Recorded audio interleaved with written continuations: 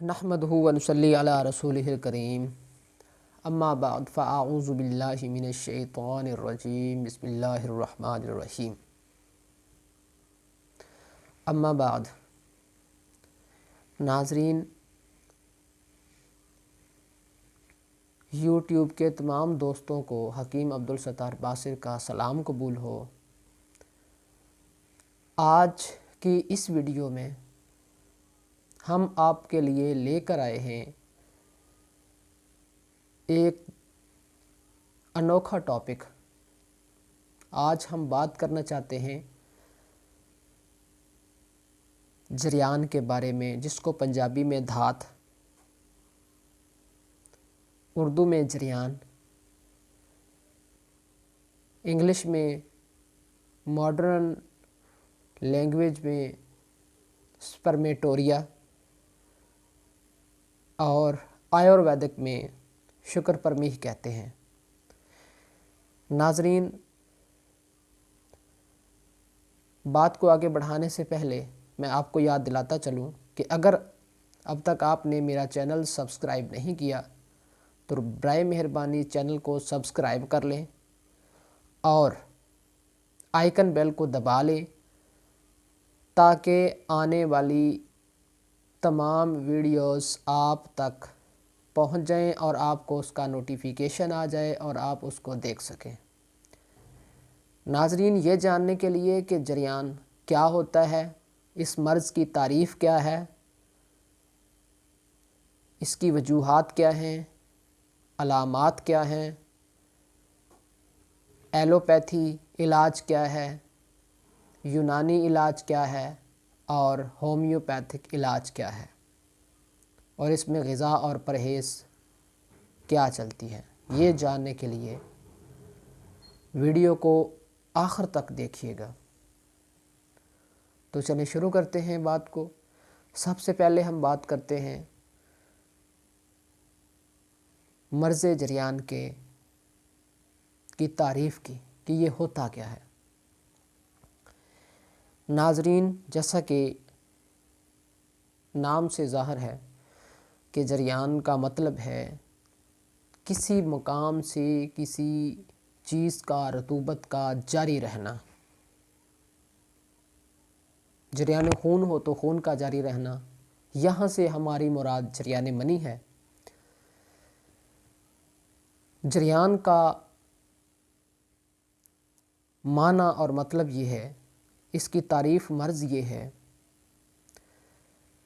کہ مادہ منویہ کا بلا کسی ارادے کے، بغیر کسی ارادے کے عضو مخصوص سے خارج ہو جانا، چاہے وہ پیشاب سے پہلے ہو، چاہے وہ پیشاب کے درمیان میں ہو، چاہے وہ پیشاب کے آخر پہ ہو، بلا ارادہ خارج ہو جانا، چاہے وہ کسی چیز کے مس کرنے سے ہو یا کوئی خیالات شہوانی دماغ میں آنے سے ہو۔ یہ تو ہو گیا تعریف اس کی۔ وجوہات کیا ہیں، یہ مرض لاحق ہوتا کیوں ہے؟ ناظرین، سب سے اس کی جو پہلی وجہ ہے مین نوجوان نسل میں، وہ ہے مسٹربیشن، جلق، مشت زنی یعنی ہاتھ کا استعمال۔ دوسرے نمبر پر شادی شدہ لوگوں کے لیے کثرت ملاپ، انٹرکورس کا حد سے زیادہ کرنا۔ اس کے علاوہ اور بھی بہت سی دیگر وجوہات ہیں جن میں محرک شہوت خیالات کو اپنے دماغ میں جگہ دینا، غلط قسم کی محافل میں بیٹھنا، ہر وقت مختلف اقسام کے غلط خیالات کو دماغ میں جگہ دینا، اور اس کے علاوہ جو خوردنی طور پر، غذائی طور پر محرک چیزوں کا زیادہ استعمال کرنا، محرک ادویات کا زیادہ استعمال کرنا، یہ اس چیز کا سبب ہے۔ ناظرین، جب یہ مرض لاحق ہوتا ہے تو رفع حاجت کے وقت، پیشاب کے وقت، پیشاب کرتے ہوئے، پیشاب سے پہلے، درمیان میں یا بعد میں سفید رطوبت کا اخراج ہوتا ہے پیشاب کے راستے۔ خصیتین سکڑے ہوئے ہوتے ہیں، عضو مخصوص بھی سکڑا ہوا ہوتا ہے، بعض اوقات خصیتین جو ہیں وہ بہت زیادہ ڈھیلے بھی ہو جاتے ہیں، یعنی وہ اعتدال پر نہیں رہتے۔ ناظرین، اس ضمن میں یہاں یہ بات کرنا ضروری سمجھتا ہوں، بہت سارے لوگ جریان کی تعریف، علامات بہت غلط بتاتے ہیں۔ ناظرین، آپ کو بتاتا چلوں کہ عضو مخصوصی یعنی پیشاب کے رستے سے 5 قسم کی رطوبات خارج ہو سکتی ہیں۔ سب سے پہلی رطوبت جو خارج ہو سکتی ہے وہ ہے منی۔ یہ پیشاب کے علاوہ بات کر رہا ہوں، منی۔ اس کے بعد مزی، تیسرے نمبر پر ودی، چوتھے نمبر پر گردوں کی چربی اور 5ویں نمبر پر پیپ۔ ناظرین، سب سے پہلے ہم پیپ کی پہچان کریں گے۔ ہم ان 5 رطوبات میں سے سب پہچان کریں گے کہ جو منی ہے وہ کس قسم کی رطوبت ہوتی ہے، تاکہ پتہ چلے کہ یہ جریان ہے، گردوں کی چربی ہے، ودی میزی ہے یا کہ پیپ ہے۔ سب سے پہلے ہم پیپ کی پہچان کریں گے۔ پیپ جب خارج ہوتی ہے تو اس کی سب سے بڑی نشانی یہ ہے کہ مثانہ میں یا پیشاب کی نالی میں کہیں پر زخم ہوگا یا کہیں پر جو ہے وہ سویلنگ ہوگی، زخم ہوگا، اس کے اندر پیپ ہوگی، پیشاب کے رستے خارج ہوگی، مثانہ میں یا پیشاب کی نالی میں درد ضرور ہوگا، اور پیشاب میں پس کے ساتھ، پیپ کے ساتھ خون کے ذرات بھی مائکروسکوپ کے ذریعے دیکھے جا سکتے ہیں۔ اب پیپ کو ہم سائڈ پہ رکھتے ہیں، پہچان ہو گئی جی پیپ کی۔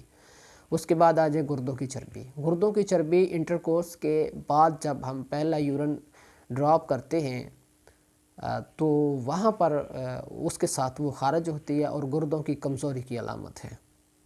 پیچھے رہ گئی 3 رطوبات، اس کو ہم جریان کے زمرے میں نہیں لیں گے، گردوں کی چربی اور پیپ کو۔ پیچھے رہ گئی جی ودی۔